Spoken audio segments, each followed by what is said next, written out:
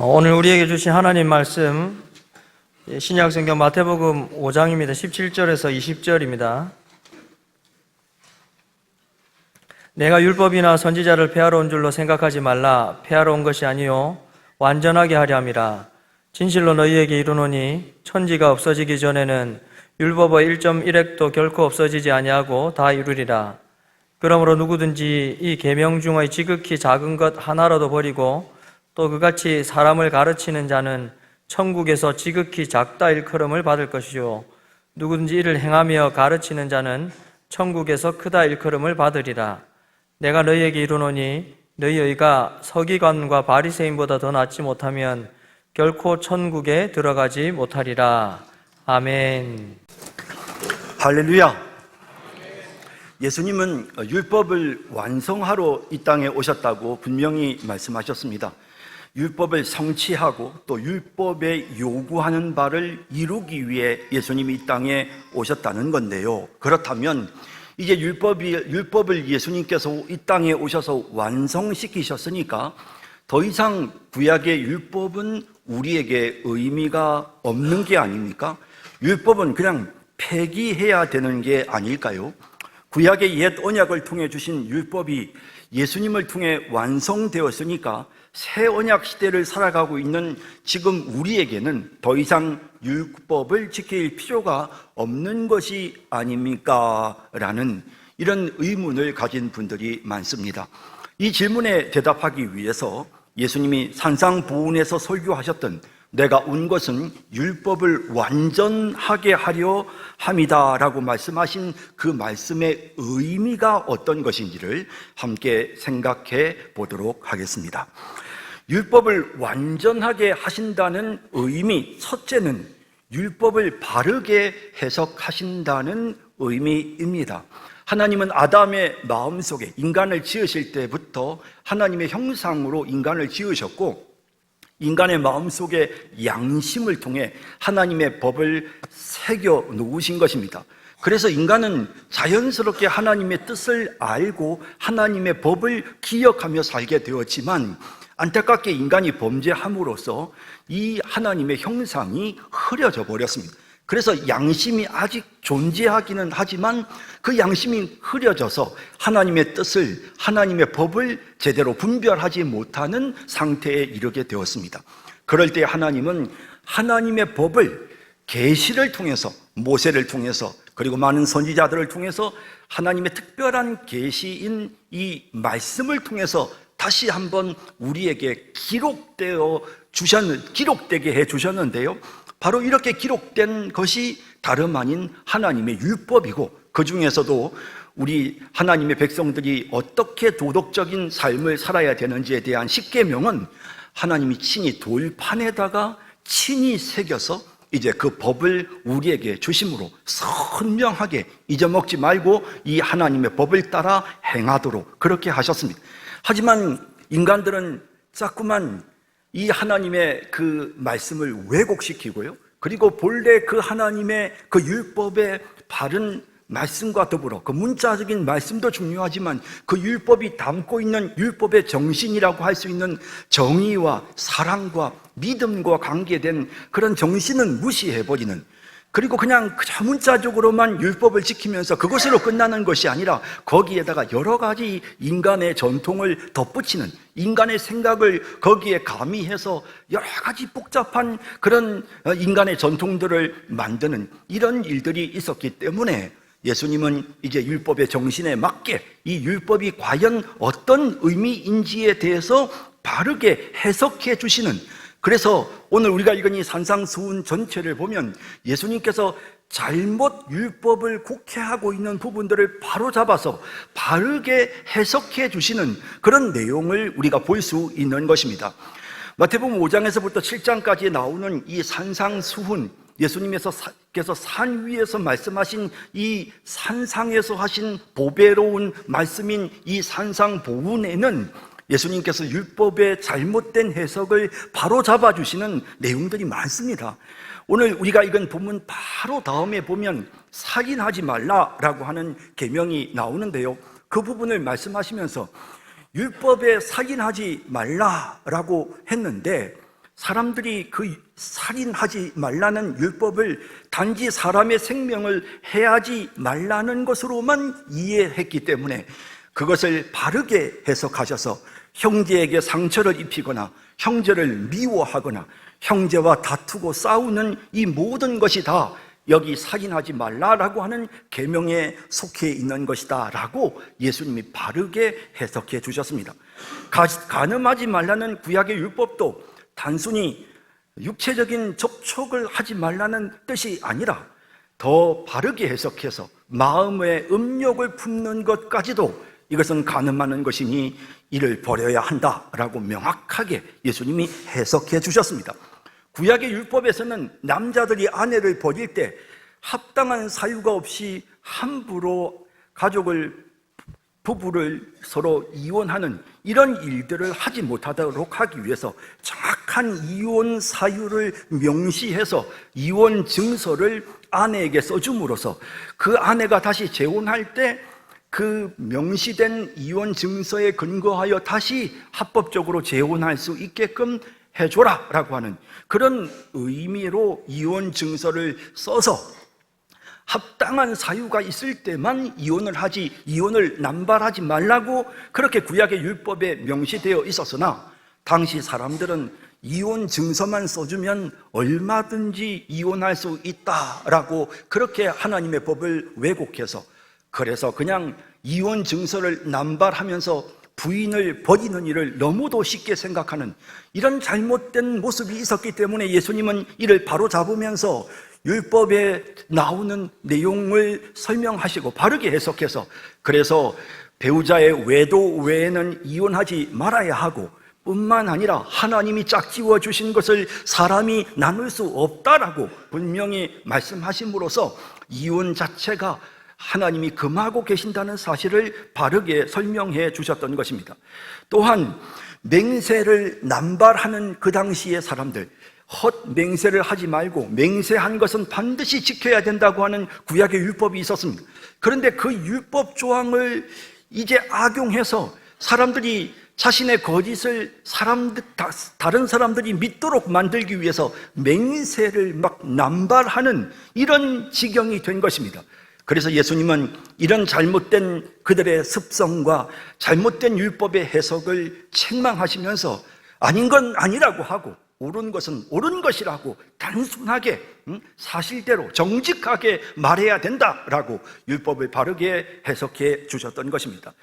또한 뿐만 아니라 이는 이로 눈은 눈으로라고 하는 이 율법은 제사장들이 이제 재판하는 사람들이 이제 백성들의 억울한 일을 보고 재판하는 과정에서 정확하게 그 경중을 따져서 악을 행한 자들에게는 심판을 해야 된다라고 하는 하나님의 공의를 재판장들이 실행하는 것과 관계된 율법이었지만 이것을 악용하고 오용해서 그냥 덮어놓고 복수하면 되는 걸로, 그래서 나에게 피해를 입힌 사람에게는 반드시 내가 복수해줘야 되는 것으로 그렇게 해석하고 있었기 때문에 오른밤을 치는 사람에게는 왼밤도 돌려대줘야 한다라고, 너희들을 고통스럽게 하고 너희들을 괴롭히는 사람들에게 호의를 베풀어야 된다라고 그렇게 예수님이 율법을 바르게 설명해 주셨던 것입니다.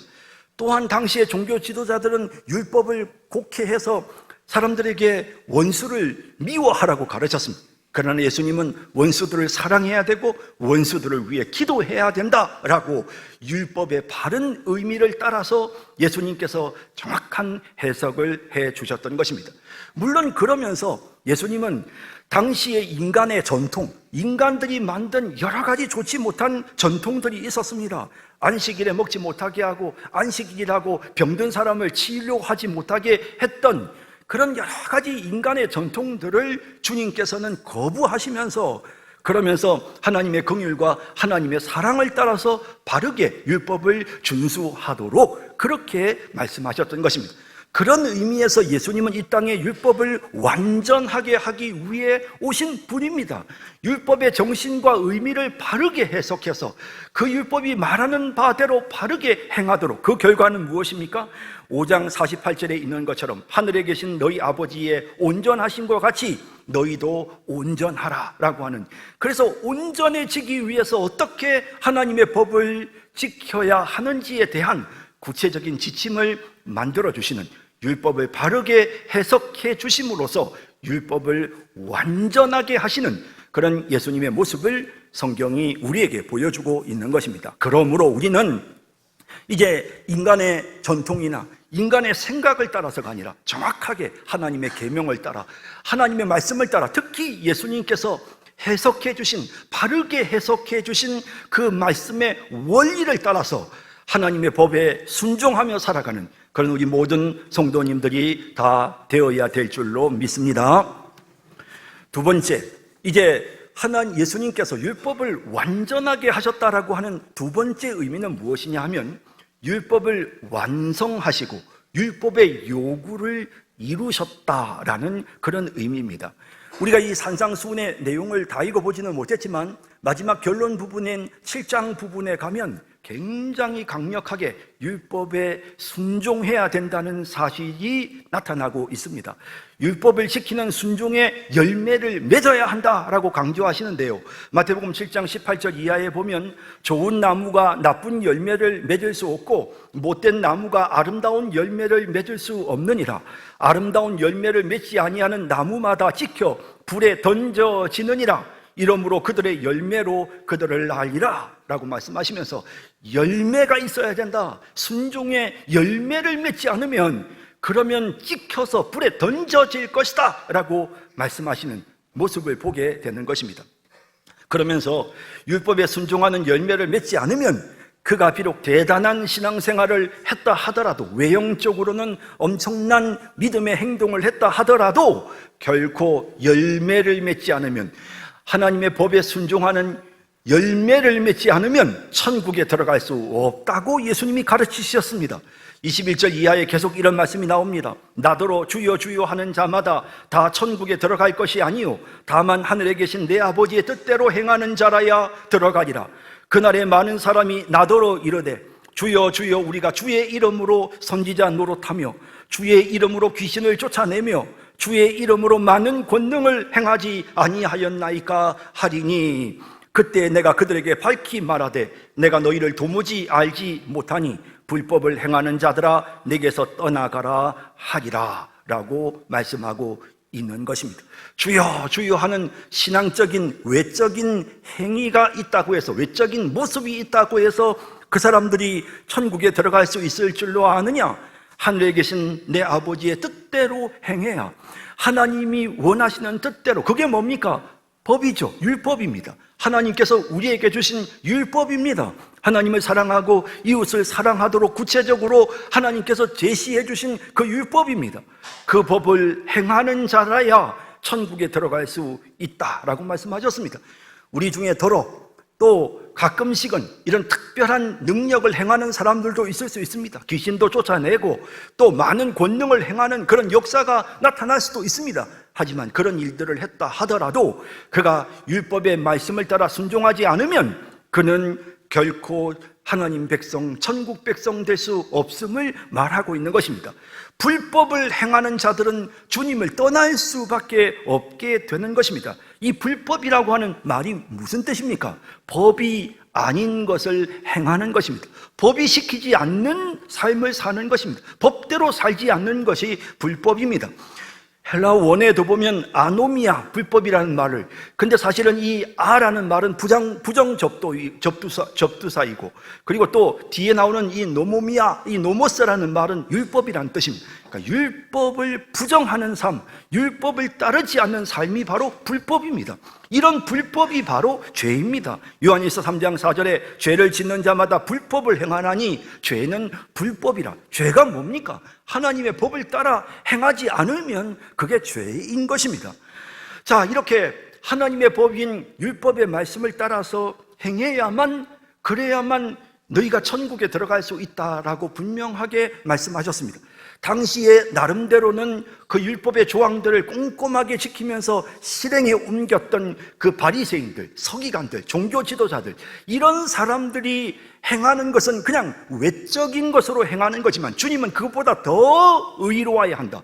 그래서 그 율법의 정신까지 포함해서 바르게 율법을 지켜야 한다라고 하시면서 5장 20절에 내가 너희에게 이르노니 너희 의가 서기관들과 바리새인보다 더 낫지 못하면 결코 천국에 들어가지 못하리라 라고 예수님이 분명하게 명확하게 말씀하시는 내용을 보게 되는 것입니다. 자, 이런 말씀 앞에서 우리는 사실 좌절하게 되는 것입니다. 성경을 읽다가 이런 말씀들을 보면 우리는 갑자기 턱턱 마음속에 불안감이 밀려오는 것을 느낍니다. 그렇다면 나는 과연 구원받을 수 있을까? 그렇다면 과연 나는 천국 갈 수 있을까? 내 의가 서기관과 바리새인보다 더 나을까? 내가 주여 주여 하지만 하나님 아버지의 뜻대로 지금 행하고 있는가? 라고 하는 이런 질문이 우리의 마음속에 찾아오면서 순식간에 우리가 불안에 빠지게 되는 것입니다.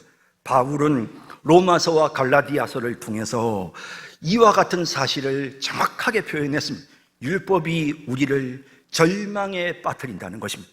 율법을 깨닫는 순간 갑자기 우리는 죽은 자처럼 이제는 끝이야, 끝났어, 나는 천국 가긴 다 틀렸어 라고 절망할 수밖에 없는 상황으로 율법이 우리를 이끌어 간다고 말합니다. 로마서 7장 9절 10절에 전에 율법을 깨닫지 못했을 때에는 내가 살았더니 계명이 이름에 죄는 살아나고 나는 죽었도다. 생명에 이르게 할 그 계명이 내게 대하여 도리어 사망에 이르게 하는 것이 되었도다 라고 그렇게 말씀하고 있는 것입니다. 하나님이 제시하는 기준이, 천국에 들어갈 수 있는 기준을 보여주는 이 율법의 구체적인 그 내용이, 행동 지침이 도무지 우리가 따를 수 없을 만큼 높은 수준이기 때문에, 그래서 우리는 이 율법의 내용을 보면서 아무래도 그 기준에는 내가 미치지 못해, 그러니 나는 구원받을 수 없어 라고 하는 그런 절망적인 마음을 가질 수밖에 없는 것입니다. 율법으로 인하여 우리는 죄를 깨닫습니다.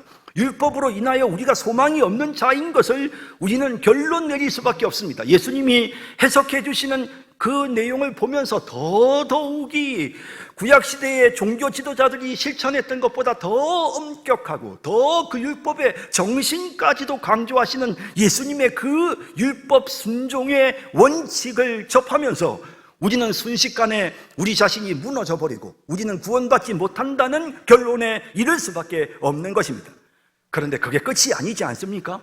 그래서 하나님은 이 땅에 예수 그리스도를 보내신 것입니다.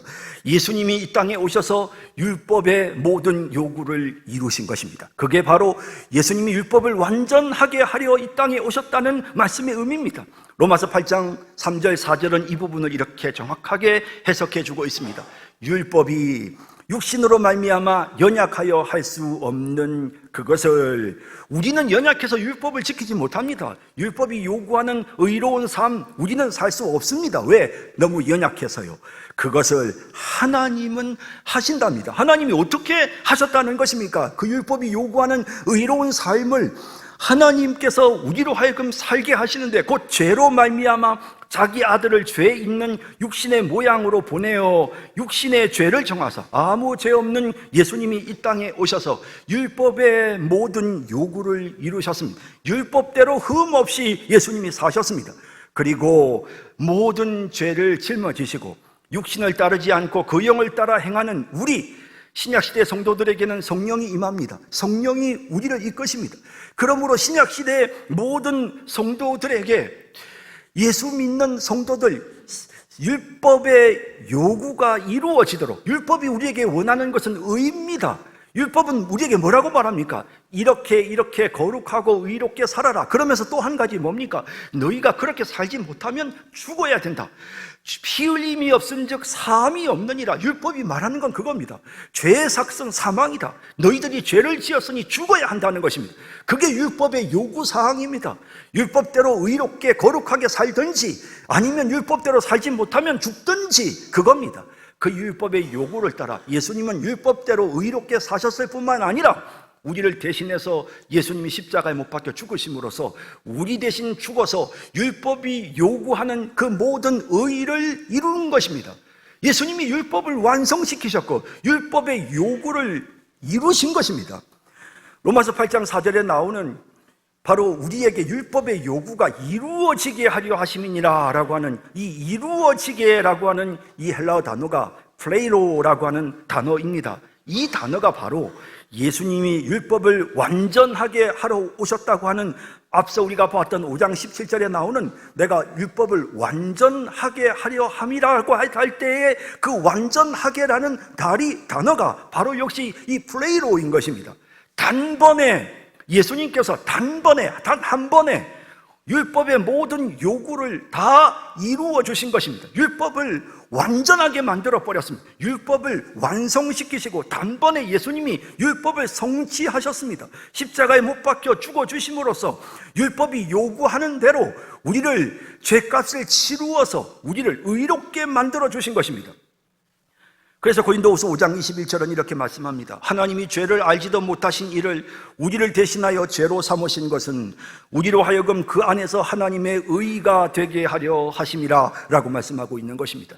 죄 없으신 예수님이 우리 대신해서 죽어주심으로써 우리가 그 안에서 예수 그리스도 안에서 하나님의 의가 되는 것입니다. 하나님 앞에 의로운 존재가 되게 된 것입니다. 하나님이 원하시는 의로움이 우리에게 임하게 된 것입니다. 예수님이 율법의 요구대로 죽어주셨기 때문에 그래서 우리가 의롭게 되어진 것입니다. 그러므로 이제 우리에게는 정죄함이 없습니다. 로마서 1장 8장 1절에 나오는 말씀처럼 예수 그리스도를 믿는 우리는 그리스도 안에 있는 자는 정죄함이 없습니다. 이제 우리의 죄가 용서되어졌고 우리가 의로워졌으며 그 예수 그리스도를 믿음으로 인하여 우리는 구원을 받은 것입니다. 갈라디아서 2장 16절에 사람이 의롭게 되는 것은 율법의 행위로 말미암음이 아니요 오직 예수 그리스도를 믿음으로 말미암는 줄 알므로 우리도 그리스도 예수를 믿나니 이는 우리가 율법의 행위로서가 아니고 그리스도를 믿음으로써 의롭다 함을 얻으려 함이라. 율법의 행위로서는 의롭다 함을 얻을 육체가 없느니라. 예수님이 우리를 위하여 율법의 요구를 이루셨기에 그 예수님을 믿음으로 이제 우리가 의로워지는 것입니다. 구약시대에도 마찬가지였습니다. 구약시대에도 그 백성들이 율법을 따라 살지 못했지만 믿을 때에 하나님은 아브라함의 믿음을 보셨습니다. 그리고 속죄의 제사를 드릴 때 그들이 가졌던 어린 양의 피를 보시고 우리의 죄를 용서해 주실 거라고 믿었던 그들의 그 믿음을 보시고 그들을 의롭게 여기시고 그들의 죄를 용서해 주셨던 그 하나님께서 이제 예수님을 이 땅에 보내셔서 우리를 의롭게 만들어 주신 것입니다. 우리가 예수님을 믿을 때 이제 우리가 의롭게 된 것입니다. 그런 의미에서 율법은 우리의 죄를 깨닫게 해서 내 노력으로는 절대 하나님이 원하시는 의로운 삶을 살 수 없구나. 내 힘으로는 율법을 지킬 수 없구나. 그러니 이제 내가 의지할 분은 예수님밖에 없어. 내 힘으로는 의로워하실 수 없으니 예수님이 날 위해 죽어주셨으니 예수님 내 죄를 용서해 주세요. 저 예수님 믿고 의지합니다. 이렇게 율법 때문에 우리가 우리의 죄를 깨닫게 되고 그 율법으로 인하여 우리가 예수님께로 나아가게 된다는 겁니다. 그런 의미에서 예수님은 우리에게 있어서 초등교사, 우리를 예수님께로 인도하는 초등교사라고 갈라디아서에서 말씀합니다. 3장 24절에 이같이 율법이 우리를 그리스도께로 인도하는 초등교사가 되어 우리로 하여금 믿음으로 말미암아 의롭다 함을 얻게 하려 함이라 라고 말씀하시는 것입니다. 그래서 믿음이 온 후로는 우리가 초등교사 아래에 있지 아니하도다. 믿음이 온 이후로부터는 우리는 더 이상 율법 아래에 있지 않다고 말씀하는 것입니다. 너희가 다 믿음으로 말미암아 그리스도 예수 안에서 하나님의 아들이 되었으므로 그러므로 우리가 하나님의 아들이 되기 위해서 율법을 의지해야 되는 일은 없는 것입니다. 여러분, 우리가 정확하게 이해해야 합니다. 여러분, 율법으로 인하여 우리의 죄를 깨닫게 되어졌고 그리고 예수님이 우리의 죄를 사해 주셨다는 것을 율법을 통해서 우리가 깨닫게 되어지지 않았습니까? 그것을 통해서 우리가 예수님께로 나왔기 때문에 내가 다시 율법을 의지하고 내가 율법을 행해야만 내가 구원받을 수 있다. 율법을 행해야만 의로워진다. 그거 아니라는 겁니다. 예수님이 우리를 의롭게 만드셔서 예수님 믿을 때 우리가 의롭게 된다는 것입니다. 자, 그것이 바로 예수님이 율법을 완전하게 하려 하심이라고 말씀하시는 의미인 것입니다. 요한복음 5장 24절에 내가 진실로 진실로 너희에게 이르노니 내 말을 듣고 또 나 보내신 이를 믿는 자는 영생을 얻었고 심판에 이르지 아니하나니 사망에서 생명으로 옮겼느니라. 할렐루야. 우리 모두가 예수님을 믿지 않습니까? 예수님이 율법의 요구를 다 이루셨다는 것, 죄 없으신 예수님이 우리 대신 죽어서 죄 피 흘림이 없은즉 사함이 없느니라는 율법의 요구대로 예수님이 죽어주셔서 우리를 씻어 새롭게 해주셨으므로 예수님 믿는 우리는 반드시 천국 가게 되는 줄로 믿습니다. 그 믿음을 우리가 견고하게 가져야 하는 것입니다. 자, 이제 예수님이 이 땅에 율법을 완전하게 하려 오셨다고 하시는 말씀의 세 번째 결론적인 의미를 살펴보겠습니다. 그것은 우리가 율법을 지킬 수 있도록 하신다라는 의미입니다. 사람들은 예수님이 율법을 완성시키셨고 율법의 요구를 이루셨기 때문에 더 이상 율법이 필요치 않다고, 그래서 율법은 폐기되어야 한다고 주장합니다. 물론 구약의 의식들, 절기들, 희성 제사들은 예수님이 우리를 위해 십자가에 못 박혀 죽어주실 것을 예표하는 모형이고 그림자였습니다. 그렇기 때문에 예수님이 와서 십자가에 못 박혀 죽으시고 부활하심으로써 그 모든 구약의 모형들은 성취가 되어졌습니다. 그러므로 그 의미는 그대로 우리가 붙잡아야 되지만 그것이 우리의 행동 지침으로 남아있지는 않습니다. 그래서 우리는 따로 구약시대에 이제 유월절을 지키거나 하지 않습니다. 이제 오늘 우리는 이 시대에 따로 번제를 드리거나 할례를 행하거나 하는 일은 하지 않습니다. 물론 그 의미와 정신은 그대로 개성을 해야 되고, 할례는 그래서 세례로 바뀌어지는 것이죠. 예를 들어 또 이런 안식일 제도는 그대로 주일 제도로 또 바뀌어지는 것입니다.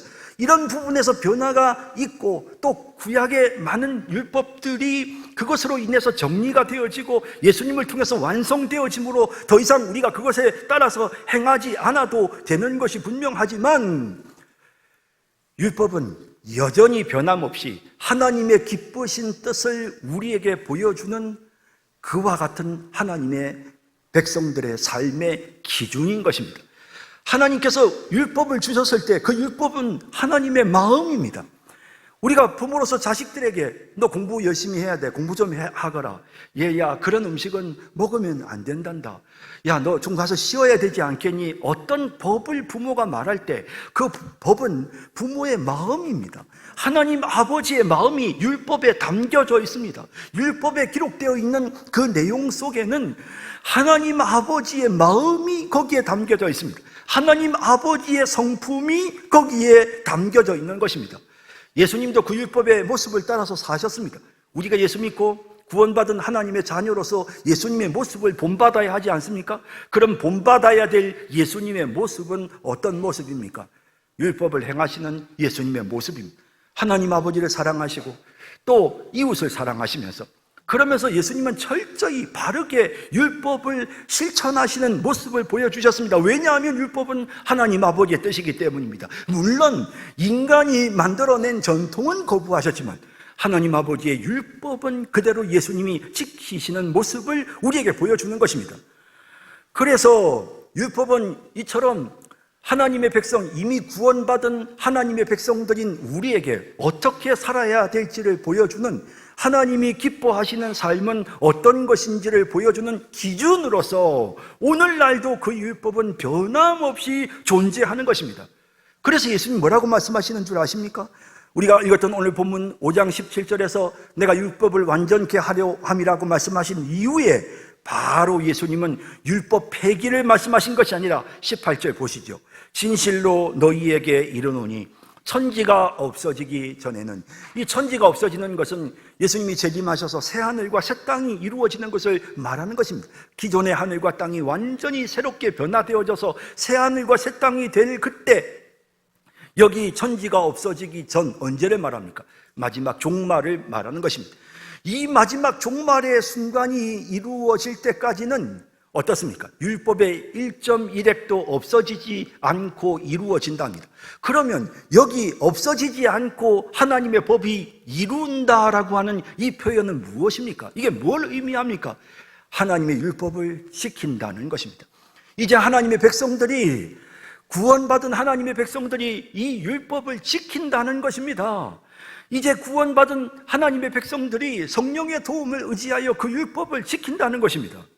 그래서 이제 좀 더 구체적으로 설명하면서 율법을 따라서 행하는 것이 얼마나 중요한지를 19절에 이렇게 설명합니다. 그 다음 이어지는 본문.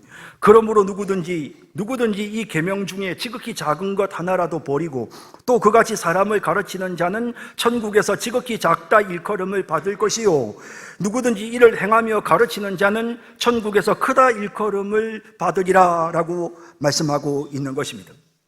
이 말이 무슨 말입니까? 마지막 종말의 순간까지 계명을 버리지 말라는 것입니다. 이 계명 중 지극히 작은 것 하나도 버리지 말라는 것입니다. 그렇게 다른 사람들을 가르치지도 말라는 것입니다.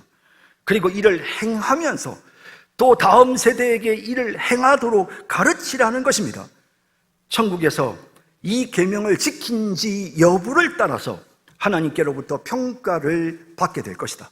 그것으로 상급의 차등이 있게 될 것이다 라고 그렇게 구체적으로 지금 주님이 말씀하시는 내용이 본문에 있지 않습니까?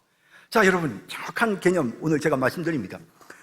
우리가 의롭게 되는 데는 율법이 필요치 않습니다. 우리가 의롭게 되고 구원받는 데는 율법이 필요 없습니다. 율법은 그냥 우리에게 죄를 깨닫게 하고 우리를 예수 그리스도에게로 가게끔 만드는 역할밖에는 안 합니다. 그러면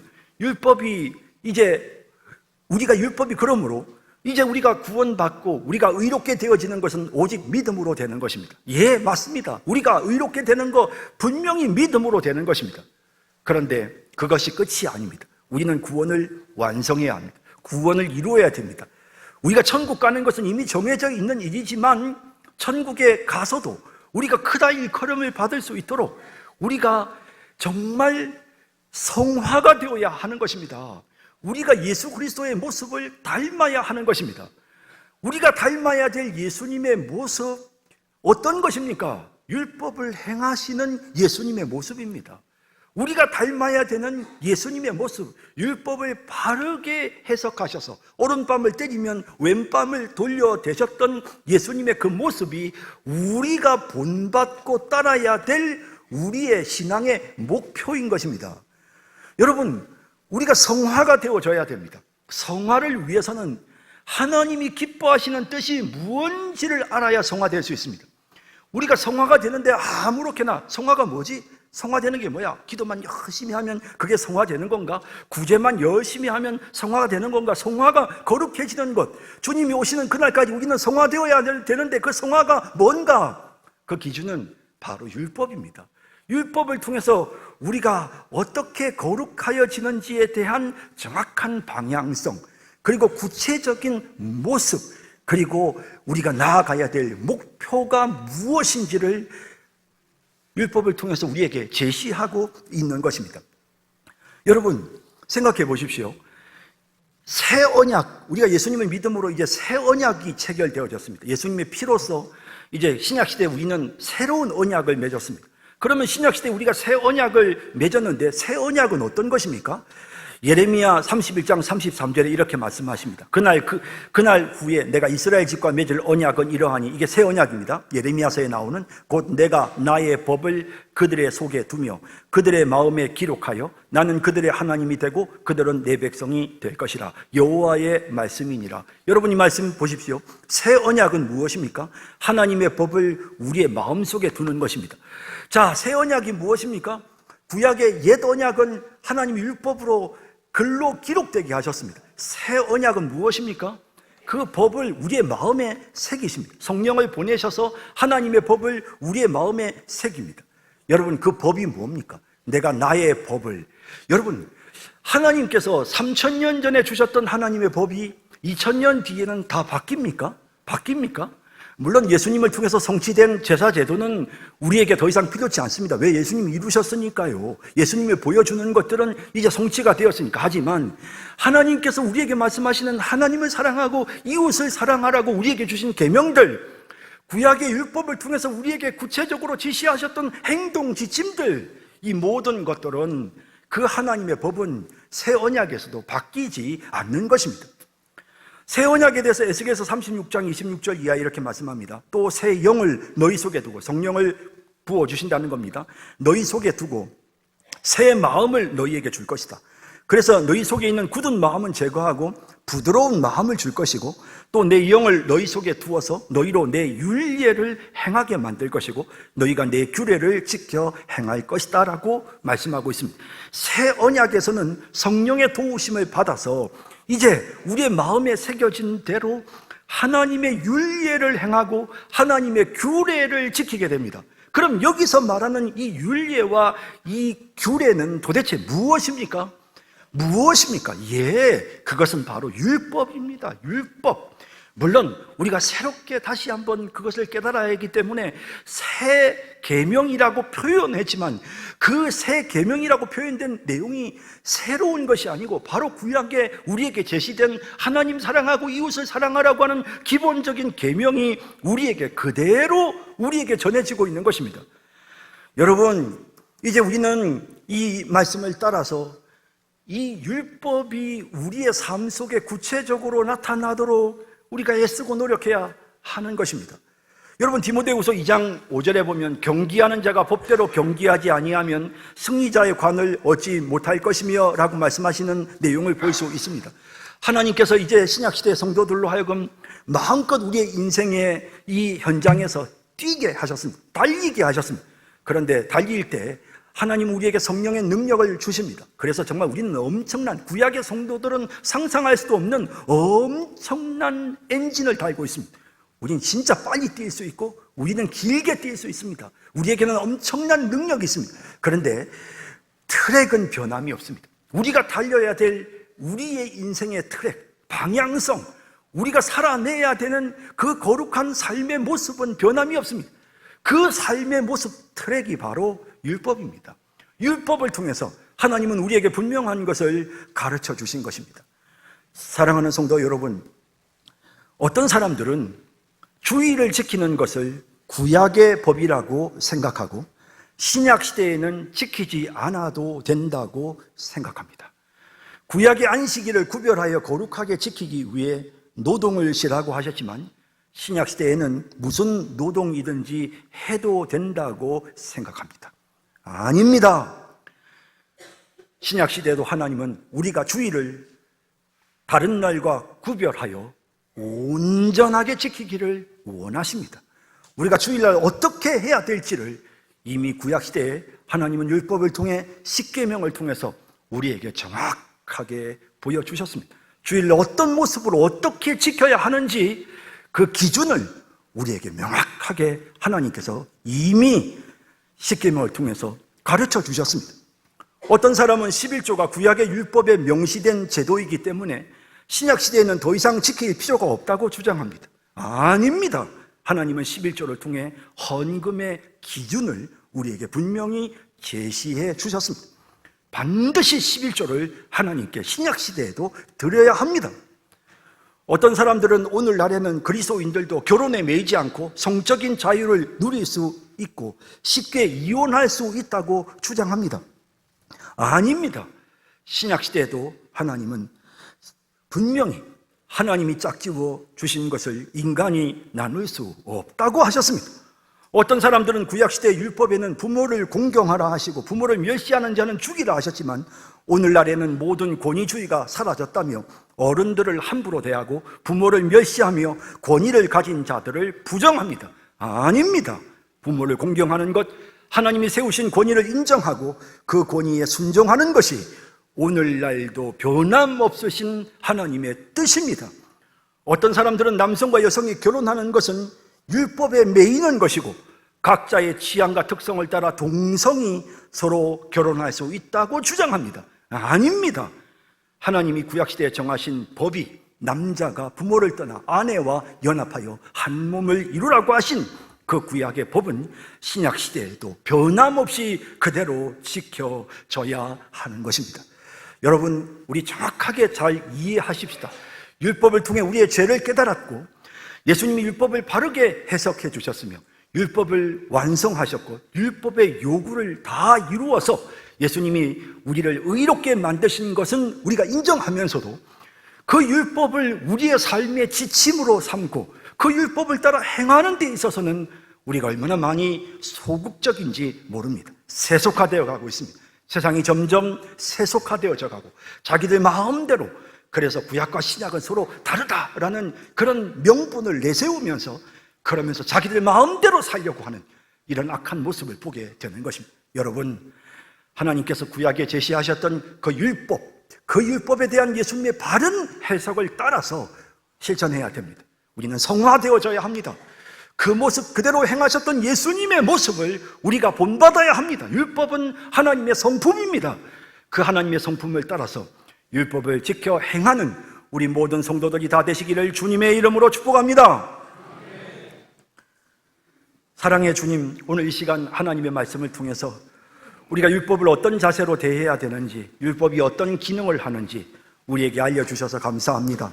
이 말씀을 꼭 마음속에 새길 수 있는 그런 저희들이 되게 하여 주옵소서. 주님, 점점 세상이 세속화되고 있습니다. 하나님의 법이 무너지고 인간이 다 자기 소견에 옳은 대로 행하고 있습니다. 이런 때에 하나님의 법을 두려워하는 자들이 우리 교회에 생기게 하소서. 하나님의 법을 붙잡고 그 법에 따르려고 몸부림치는 성도들이 우리 교회 안에 생겨나게 하옵소서. 그리고 그 내용을 우리 후손들에게 가르쳐서 하나님의 계명과 법도를 따라 행하는 우리 교회 되게 하여 주옵소서. 이 시간 저희가 특별히 이제 지진을 겪은 미얀마에 있는 사람들도 돕고, 또 지난 산불로 인해서 일주일 동안 계속되었던 산불로 인해서 영남권에 있는 산들이 불타고 그곳에서 살던 많은 사람들이 어려움을 당하고 죽고 그들의 마음도 다 타버렸습니다. 주님, 이제 저희가 그들을 돕기 위해 헌금하고자 하오니 이 시간 이 모든 헌금에 은혜를 베풀어 주시고 또 기쁜 마음으로 이 일에 동참하는 우리 성도들에게 복을 주시며 이 예물이 그들에게 큰 도움이 되게 하옵소서. 예수님의 이름으로 기도드립니다. 아멘.